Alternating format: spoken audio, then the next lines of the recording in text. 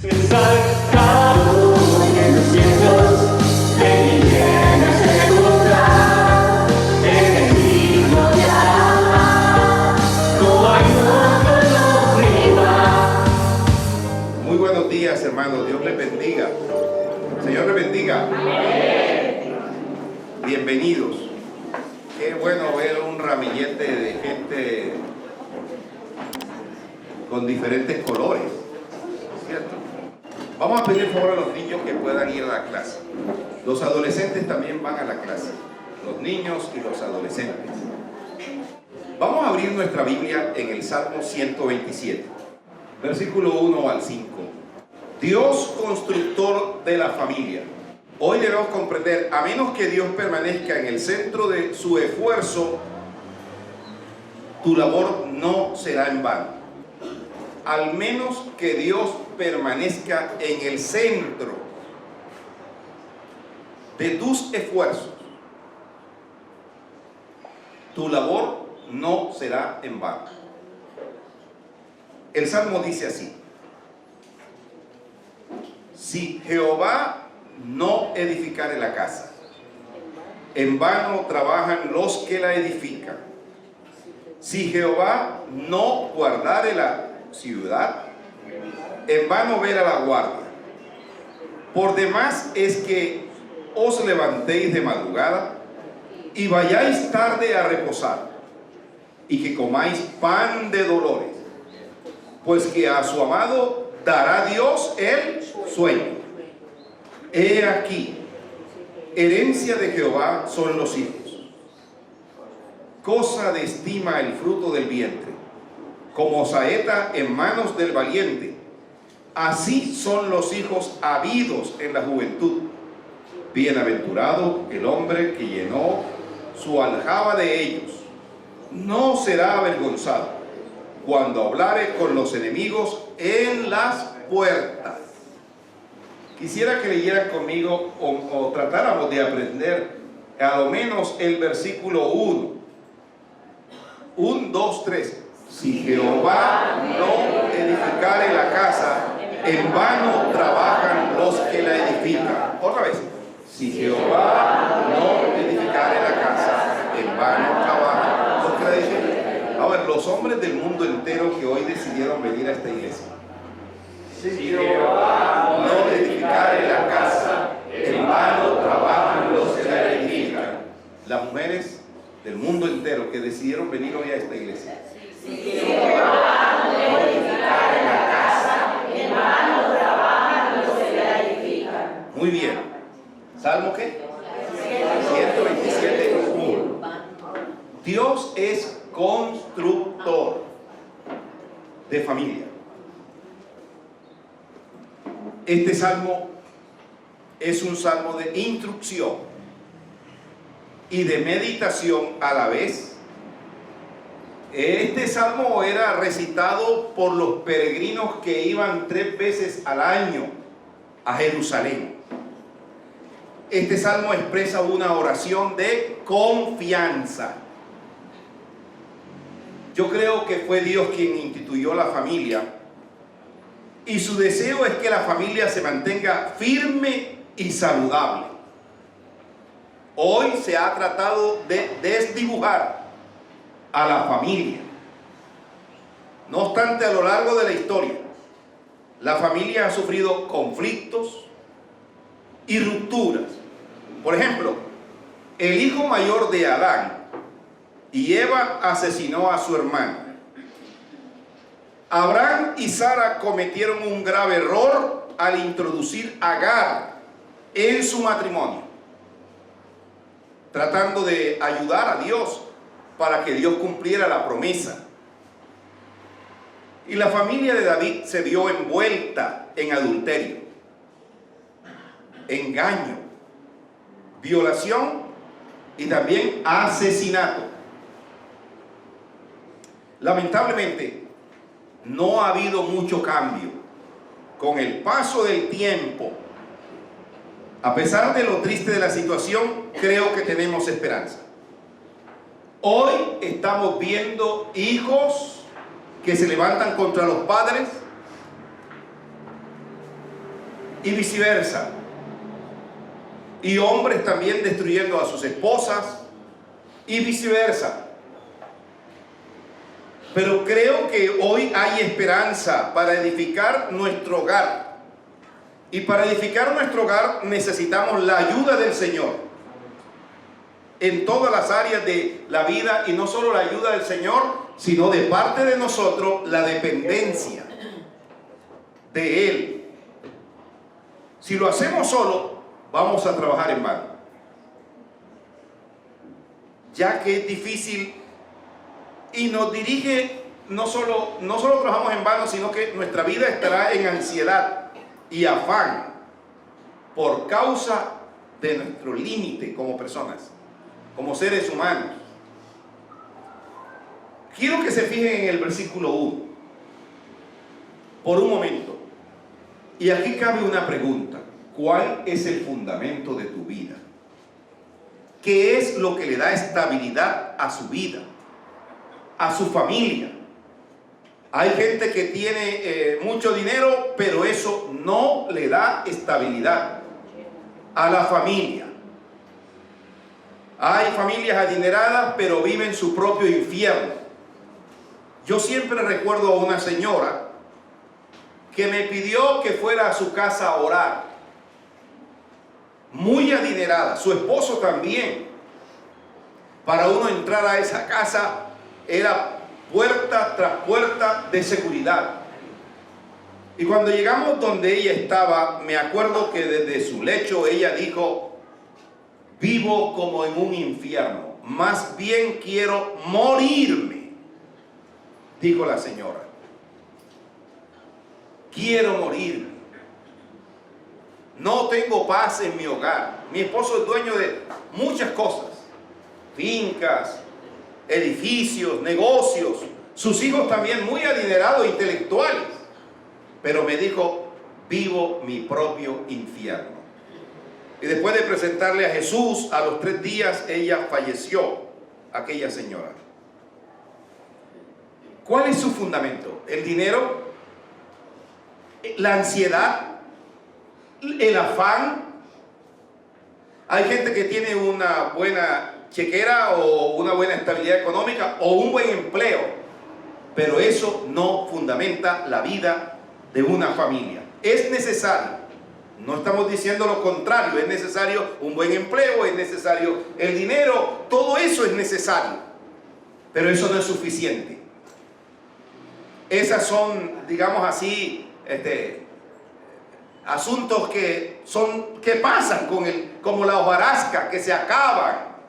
Hay gente que ha durado toda una vida edificando su propio futuro, pero de la noche a la mañana se viene al suelo. Y aquí el salmista, ahora, unos afirman que este salmo fue redactado por David para su hijo Salomón. Unos dicen eso. Creo que al inicio de la Biblia, de la Reina Valera, dice canto gradual para Salomón, dice la Reina Valera. Pero también este es un salmo de Salomón. ¿Ya? Ahora, fue un hombre con mucho dinero. Dios le permitió construir también el templo, porque Dios no le permitió construir un templo. Salomón dice: si Jehová no edificare la casa. Ahora, si fue redactado por David para su hijo, tiene también sentido. Si Jehová no edificare la casa. La palabra edificar es construir. La palabra edificar es levantar. Ahora, uno no edifica sin fundamento. Uno no edifica sin fundamento. Los que son arquitectos, los que son constructores, los que son maestros de obra, los que son albañiles, saben eso. Hay que tirar un fundamento. Este edificio tiene un fundamento, de lo contrario se viniera al piso. Dice: si Jehová no edificare la casa. El término casa puede hacer referencia a un templo, pero también hace referencia a la familia. Si el Señor no es el fundamento de la familia, Creo que en primer lugar Dios es quien sostiene nuestra vida. La casa en el uso bíblico hace alusión a la familia. Por ende, este salmo habla respecto al hogar y está dirigido al corazón de quienes están o habitan dentro del hogar. Dios es el constructor, Dios es el albañil y el guardián. Tú no eres ni el constructor ni quien da seguridad a su casa o a su familia. Dios es quien edifica. Dios es quien guarda tu vida en todo tiempo, aún en medio de la aflicción y las circunstancias difíciles. Dios es el albañil y guardián, por ende su hogar y la seguridad de él no es nada más y nada menos que es un don de Dios. En el primer versículo de este salmo vemos la idea de que si Dios no construye la casa, entonces en vano trabajan los que la edifican. Si el Señor no guarda la ciudad, entonces en vano vela la guardia. Lo que Salomón quiere decir es que aunque tú quieras construir tu propia vida, tu propio destino, hay gente que dice, dejen que en mi vida nadie se meta. Si Dios no está construyendo y sosteniendo tu vida, en vano o de nada sirve lo que usted o lo que yo haga. Dios es quien edifica. Dios es quien guarda en todo tiempo, aún en circunstancias difíciles. Dios es quien guarda nuestra vida. Ahora dice en el mismo versículo, si Jehová no edifica la casa, en vano. Esa palabra en vano es como efímero. En vano es algo que no tiene fortaleza. Así que el esfuerzo que usted haga no quiere decir que no sea bueno. No, Dios no está diciendo, o el salmista o Salomón no está diciendo que no hay que poner de nuestra parte. Creo que sí. Pero usted debe tener en cuenta que el fundamento de su familia no se lo da el humanismo. El fundamento de su familia no se lo da la tecnología. El fundamento de su familia no se lo da el dinero, no se lo da otra cosa. Lo que le da equilibrio a su familia es el Señor. Por eso Josué en el capítulo 24, versículo 15 dijo, yo y mi casa, ¿cómo dice el texto? Yo y mi casa serviremos a Jehová. En otras palabras, no hay otro fundamento. Ahora, la pregunta que cabe aquí es, ¿en qué está edificando su casa? Esa es una pregunta. La otra pregunta, ¿cómo edifica usted su familia? ¿Cómo la edifica? Cuando a veces no le dedicamos tiempo. Pero hay hogares donde el papá se va por un lado, la mamá se va por otro, los hijos van a estudiar, ya se encuentran en las noches, pastor, pero es que la situación lo amerita, pero es que la situación lo dice, es que no hay otra forma, es que no puedo hacerlo de otra manera. Pero la pregunta es, espiritualmente, ¿cómo edifica usted a su familia, a sus hijos? ¿Cómo les da a ellos afirmación? ¿Cómo los instruye en el camino del Señor? La Biblia dice, instruye a tu hijo para que cuando sea grande no se aparte de él, a tu niño. Cuando llega a la edad de adulto, de maduro, de madurez, no se aparte del Señor. ¿De qué manera edifica? Pregunto, ¿esta semana usted ha hablado con sus hijos? No me responda. ¿Usted le ha expresado que los ama? ¿Usted le ha orado por ellos al menos esta semana, aunque no estén en su casa? ¿Cuántos oran por sus hijos? Hay que entregarlos al Señor. Son del Señor. Hermano, leamos Mateo 7:24. La idea más clara la vemos aquí en Mateo 7:24. El Señor Jesús dijo estas palabras en el contexto de la obediencia y del fruto verdadero del creyente. Así que podemos decir que para construir la casa es necesario que esté fundamentada en la obediencia a lo que Dios desea. Y porque estamos en Jesús y su Espíritu reside en nosotros, entonces daremos fruto. La razón por la que daremos fruto en medio de la ansiedad es porque Él es quien ha construido o creado nuestra vida para obedecer. Cualquiera pues que me oye estas palabras y las hace. La idea ahí es oír y ¿qué más? Y hacer. Y eso implica ¿qué? Obediencia. Hermano, ¿cuántos sermones escuchamos domingo tras domingo, semana tras semana? Y tal vez algunos miran enlace, otros la radio. ¿Cuántos sermones escuchamos nosotros? Pero a veces la vida de nosotros sigue igual. Le compararé a un hombre prudente. Un hombre prudente es un hombre sabio. ¿Y qué hizo el hombre prudente? ¿Qué hizo? Edificó su casa sobre la roca. ¿Y qué más dice la Biblia? Descendió la lluvia y vinieron ríos y soplaron vientos y golpearon contra aquella casa. Ahora, estos elementos que dice aquí, la lluvia, el río, los vientos, son circunstanciales. En este mundo, nuestra familia va a enfrentar circunstancias difíciles. Y nosotros tenemos también que preparar a nuestra familia para enfrentar esas situaciones. Pero creo que la mayor forma de fortalecer a nuestra familia es en Cristo. Es orando por ellos, pero también mostrándoles al Señor a través de su palabra. Y dice que golpearon contra aquella casa y no cayó, porque estaba fundada sobre la roca. Pero aquí viene un pero. Cualquiera que me oye estas palabras y no las hace. Aquí habla de dos personas. ¿Cuáles son las dos personas?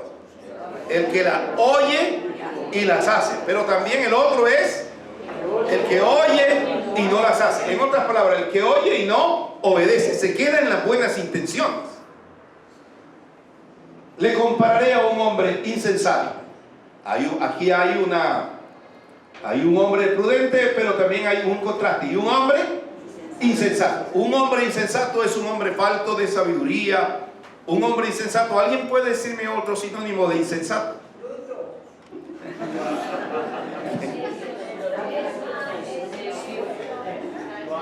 Es una palabra fuerte. No quisiera expresarla aquí, pero ¿quién la dijo? Ludari. Bruto. Sí, claro que sí, en un sentido sí, es fuerte, es fuerte. Terco, el que predica y no aplica.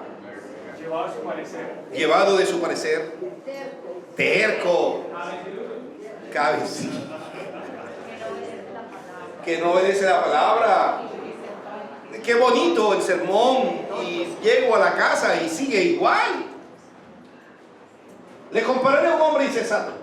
Esta versión dice que es una persona Torpe. Tonta. Imagínense, y nosotros tenemos como tonto aquellos Simón el bobito. Pero es tonto. El que edifica. Ahora, los dos edificaron su casa pero este la edificó sobre otro fundamento. Ahora, yo sé que en la escuela dominical desde niños nos enseñaron esta historia sobre arena. ¿Y qué pasó entonces? Y descendió lluvia, los mismos fenómenos. Miren, vinieron ríos, soplaron vientos. Los dos tipos de personas van a enfrentar las mismas circunstancias de la vida. ¿Y qué pasa entonces? Y dieron con ímpetu contra aquella casa. ¿Y qué pasó? Y cayó y fue grande su ruina. Y cuando terminó Jesús esta palabra, la gente se admiraba de su doctrina. Escúchenme algo. El fundamento o la roca de nuestra casa es el Señor Jesús. Pero eso nos lleva a una vida de obediencia. O sea, no solo hay que oír, sino que también hay que hacer, que obedecer, que poner en práctica. ¿Y cómo ponemos en práctica lo que oímos? ¿Cómo lo ponemos en práctica? ¿Cómo lo ponemos? ¿Alguien puede decirme cómo pone uno en práctica lo que oye? Obedeciendo. Sí, pero ¿de qué manera en la vida? ¿Ah? Haciendo. ¿Pero haciendo qué? Orientando a nuestra familia, llevándolos a Cristo. Así que el Señor dijo esto en un contexto de obediencia. La razón por la que daremos fruto en medio de la ansiedad es porque Él es quien ha construido nuestra casa. Hermano, no importa cuánto tiempo pases construyendo tu propia edificación, tu propia obra de arte, si no está bajo la dirección y la voluntad de Dios, en vano es todo lo que usted haga. Lo mejor que Dios puede hacer es usar la ansiedad como un medio para que tú y yo crezcamos en amor con el Señor. El texto bíblico es claro. De nada valen los esfuerzos y los proyectos humanos si el Señor no los hace prosperar. Hay gente que emprende algo y le comenta al Señor que lo va a emprender, pero no le tiene en cuenta en su vida, ni en sus negocios, ni en sus decisiones. Y fracasan.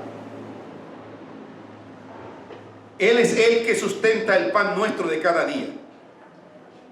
Tanto el pan como el buen dormir lo da el Señor. Ahora miren el versículo 2. Por demás es que os levantéis de madrugada y vayáis tarde a reposar, y que comáis pan de dolor, porque a su amado dará Dios el sueño. Examinemos ese versículo. El versículo 1 nos dice que Dios es quien edifica. Y si lo tenemos en cuenta, seguro que nos va a ir bien. Ahora, es probable que usted tenga en cuenta a Dios y no necesariamente las cosas salgan bien, porque eso hace parte del proyecto de Dios, formarnos a nosotros. Porque a veces persistimos en algo y no es su propósito con nuestra vida. ¿Quién trae el sustento a su casa? Pero yo quiero que en el versículo 2 mire lo que sucede.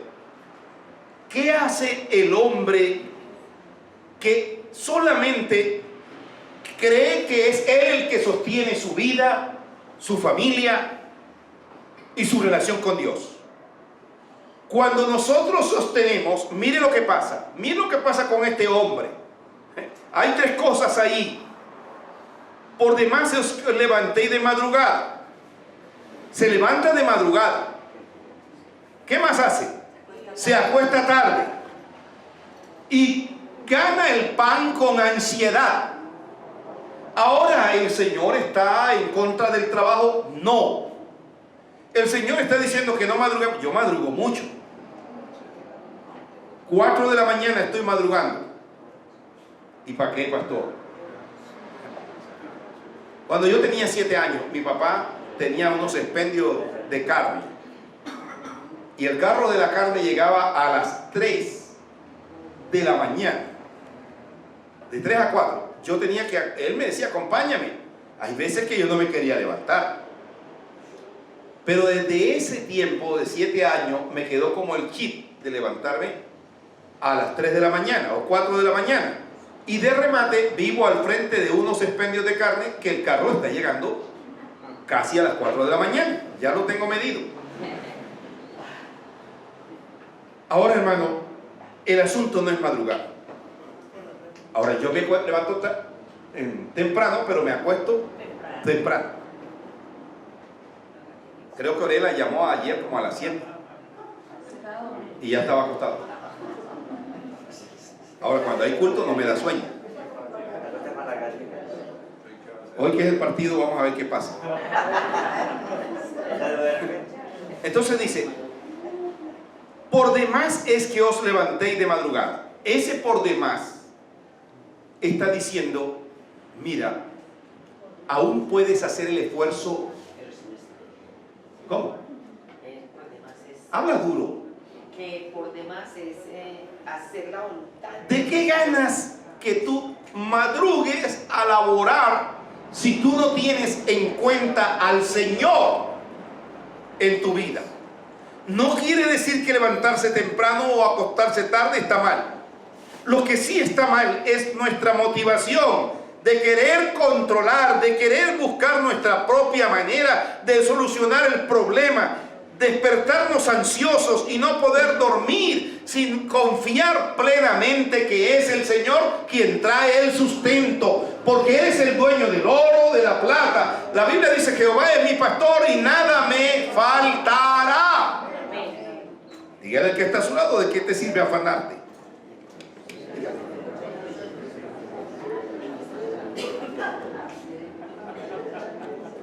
Creo que este hombre está representando una vida de ansiedad. Y eso es nutrida por una alimentación de ansiedad. Así que la solución se encuentra en Dios y en sus promesas. Esto es exactamente lo que vemos al final del versículo 2. Mire lo que dice al final del versículo 2. Y que dice: y que vayáis tarde a reposar y que comáis pan de dolores. Hermano, ¿cuántas veces usted se ha esforzado por laborar, por trabajar? Hace tantas cosas, ¿verdad?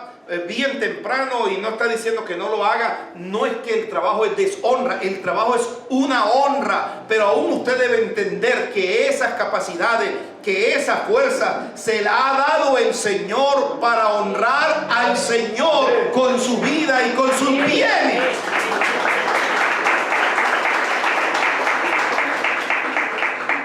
Y dice: y vayáis tarde a reposar y que comáis pan de dolores. Esto de pan de dolores tiene que ver con aflicciones. Hay gente que se esfuerza en laborar, en trabajar, pero es como si echara todo su esfuerzo en un costal sin fondo. ¿De qué sirve eso? Vi a un hombre llorar en el eje cafetero por televisión, en el eje cafetero, cuando hubo el temblor. Algunos ni habrían nacido, pero hubo un terremoto, más bien, un terremoto que destruyó prácticamente el eje cafetero, y un hombre lloraba en el polvorín de su edificio. Había construido un edificio como de 5 pisos y él vivía de eso, de sus arriendos, de todas esas cosas, pero ahora estaba llorando en el polvorín y en el poco de escombro. Hermanos, no lloremos en los escombros, y probablemente lloramos cuando no tenemos en cuenta a Dios. Nos esforzamos y nos afligimos, y no tengo tiempo para Dios, no tengo tiempo para ti, Señor, no tengo tiempo para ti. Al Señor lo dejamos en un segundo plano. Yo quiero decirle algo, hermano. Lo que dice en Mateo: buscad primeramente el reino de Dios y su justicia. ¿Y qué va a pasar? ¿Y qué va a pasar? Y todo lo demás vendrá por añadidura. Debemos confiar que el Señor es quien suple, que el Señor es nuestro ayudador, que el Señor es nuestro sustento. Dedícale tiempo al Señor y dedícale tiempo a tu hogar, a tu familia. Hay que trabajar, sí, hay que trabajar, pero lo primero es lo primero. ¿Cuál es tu prioridad? Ahora dice al final del 2: y que comáis pan de dolores, pues que a su amado dará Dios el sueño. ¿Quién es el que trae tranquilidad a su vida? El Señor. ¿De qué sirve entonces afanarse? Ahora, yo no le quiero negar, hay cosas que a uno como ser humano le preocupan. El tema es: echémosla en la mano del Señor. Qué bendición saber que nuestro Dios controla su vida, nuestra vida. Que aun cuando nosotros descansamos, estamos confiando en que Él cuida, en que Él sostiene y en que Él provee. Dios dirige, Dios gobierna. Así que descansemos en sus promesas en medio de la ansiedad. Predícate a ti mismo la promesa de Dios que ha sido comprado por Cristo. Confía en Jehová y Él hará. Echad toda vuestra ansiedad. ¿Y qué es la ansiedad? Preocupaciones, afanes, ¿qué? Angustias. ¿Alguien tiene alguna preocupación hoy? Hoy no. Pero hay cosas que sí le preocupan a uno. ¿Qué cosas le preocupan? Mañana hay que pagar una nómina. Varias. ¿Qué más hay que pagar? Servicios. ¿Qué más hay que hacer? ¿Qué más le preocupa a uno? La salud, sus hijos, la salvación de la familia. ¿Ah? El futuro, la falta de empleo, la situación en Colombia, ¿cómo va? ¿Para dónde va? Y no solo de Colombia, del mundo, ¿verdad? Filipenses 4, versículos 3 al 7. Asimismo, por nada estéis afanosos, sino sean conocidas vuestras peticiones delante de Dios en toda oración y ruego, con acción de gracia. Y la paz de Dios, que sobrepasa todo entendimiento, guardará vuestros corazones y vuestros pensamientos en Cristo Jesús. ¿Verdad? Bueno, ustedes lo leen del 3 al 7.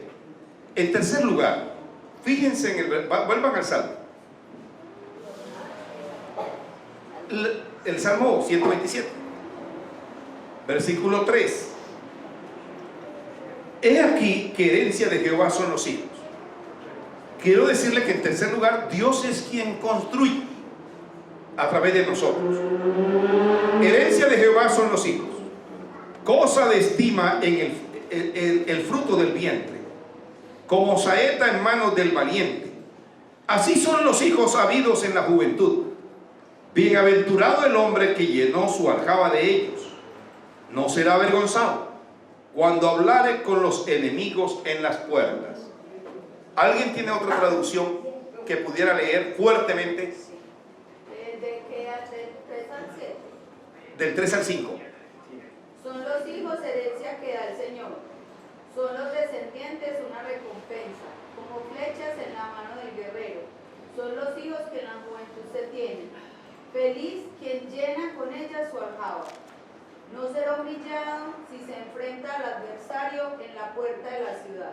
Muy bien. ¿Qué dice que son los hijos? Herencia. ¿Y qué es una herencia? ¿Qué es una herencia?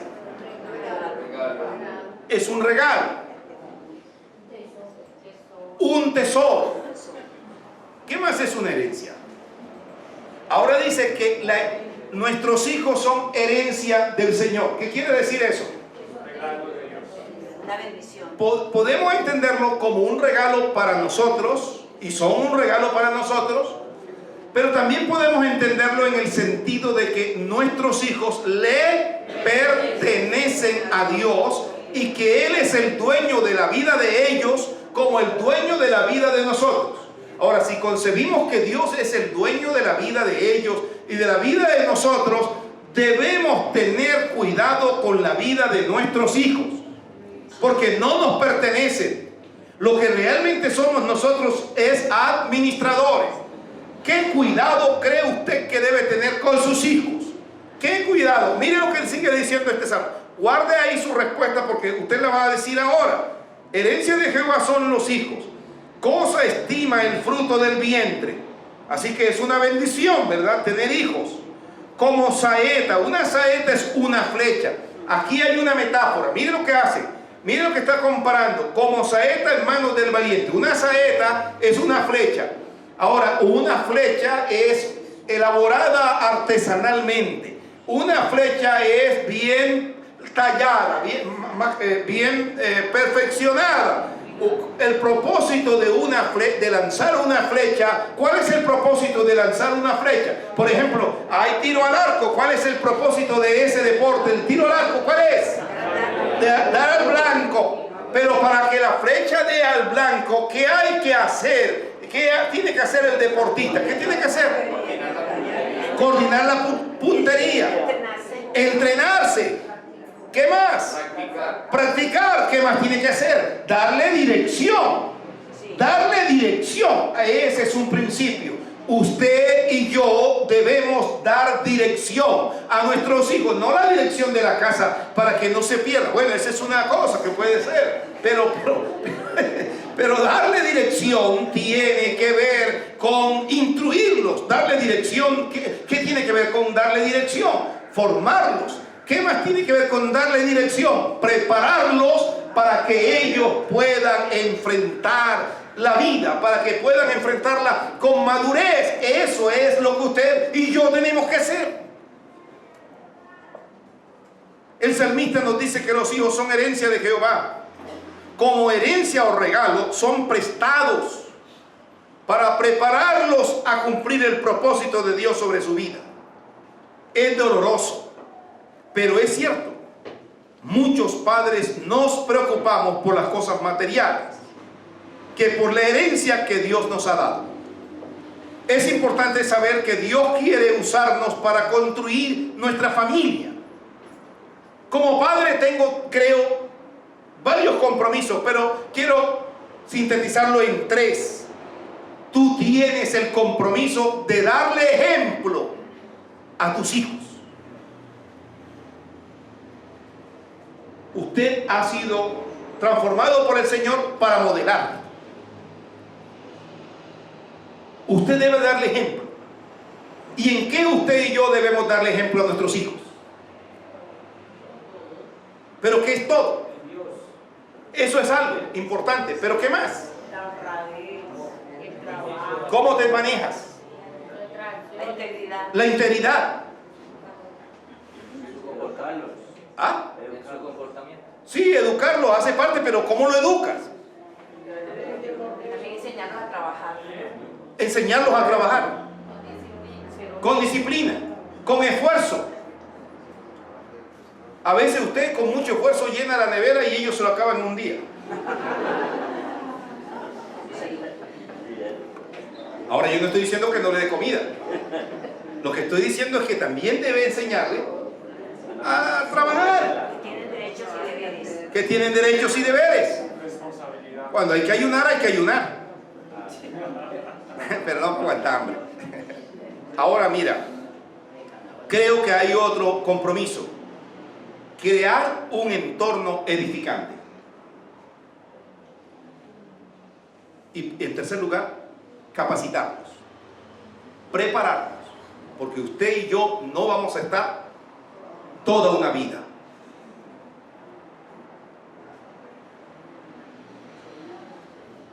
Ahora dice,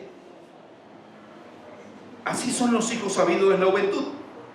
Bienaventurado el hombre que llenó su aljaba. Este es como un lenguaje muy poco conocido para nosotros. La aljaba es esa cajita que es como depósito de todas las flechas. Yo estaba pensando al leer esto, que es como una tula. ¿Se acuerdan de la tula? Sí. Algo así.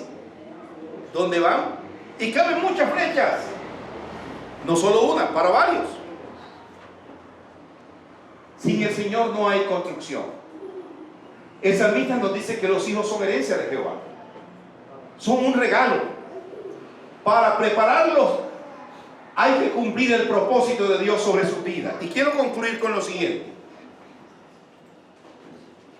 Sin el Señor no hay construcción. Sin Él el trabajo es vano. ¿Qué tiempo dedica usted para el Señor y su familia?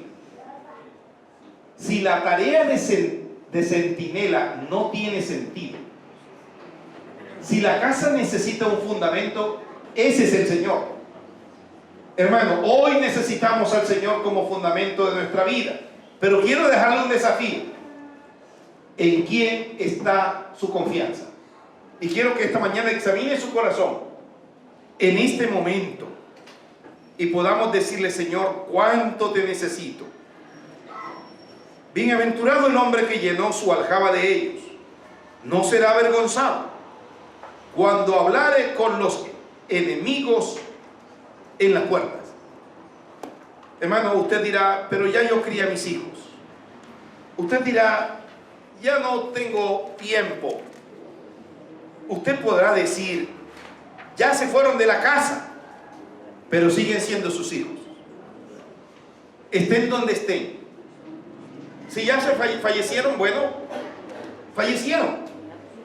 Pero que usted y yo podamos ser ejemplo y levantemos nuestros hijos en el temor del Señor. Hoy es difícil ver cómo niños, difícil ver no, es como vemos hoy niños que no respetan a su papá, a su mamá, a su familia y menos al Señor. Colóquese en pie y yo quisiera que oráramos diciéndole: Señor, ayúdame a ser fiel con mi familia, con mis hijos. ¿Y usted es fiel con su familia y sus hijos? Siendo fiel al Señor, no hay otro. Ore conmigo diciendo: Señor Jesús, esta mañana yo pongo mi familia en tus manos, Señor. Que tú crezcas en mi hogar, Señor. Y dile: te entrego, Jesús, mi vida, la vida de mi familia, la vida de mi familia, de mis hijos. Señor, gracias porque tú me sustentas, porque tú provees lo necesario para mi vida. Señor, ayúdame a entender que por mucho afán, ayúdame a entender, Señor, que por mucho afán y esfuerzo que yo trate de hacer en mis propias fuerzas, Señor, será un fracaso si no te tengo en cuenta a ti. Gracias, Señor, por amarme. Perdóname por lo que hasta ahora no he hecho, pero quiero obedecerte. En Cristo Jesús. Amén y amén. Dios le bendiga esta mañana, hermano.